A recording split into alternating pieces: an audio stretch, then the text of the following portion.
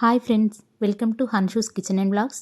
ఈరోజు మన కిచెన్లో తెలంగాణలో చాలా ఫేమస్ అయిన మక్కగారెలు ఏ విధంగా చేయాలో చూద్దాం. మక్కగారెలను చేయడానికి ముందుగా లేత కంకుల్ని తీసుకొని వలుచుకొని ఒక గిన్నెలోకి తీసుకోవాలి.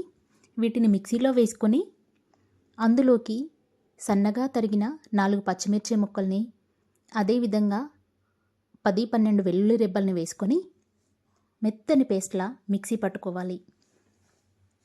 వీటి కోసం లేత కంకులైతేనే బాగుంటాయి. ఈ విధంగా మెత్తగా పేస్ట్ చేసుకున్నాక దాన్నంతా కూడా ఒక బౌల్లోకి తీసుకొని అందులోకి 1/2 టీ స్పూన్ జీలకర్రని, కొంచెం కరివేపాకుని, ఇందులోకి కరివేపాకు ఎక్కువగా వేస్తే బాగుంటుంది. కరివేపాకుని ఈ విధంగా సన్నగా తరుగుకొని వేసుకోవాలి. అదేవిధంగా నేను పుదీనా కూడా వేస్తున్నాను. పుదీనాని ఎక్కువగా వేస్తే మంచి ఫ్లేవర్ వస్తుంది. పుదీనాని, అదేవిధంగా కొంచెం కసూరి మేతి లేనట్లయితే స్కిప్ చేయండి. కసూరి మేతి కూడా వీటిలోకి చాలా టేస్ట్ని ఇస్తుంది.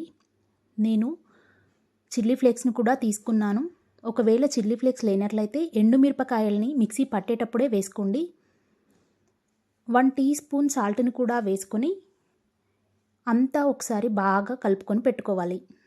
ఈ విధంగా కలుపుకొని పెట్టుకున్న పిండిని పక్కన పెట్టుకొని ఒక బాండీ పెట్టుకొని నూనెని వేడి చేసుకోవాలి.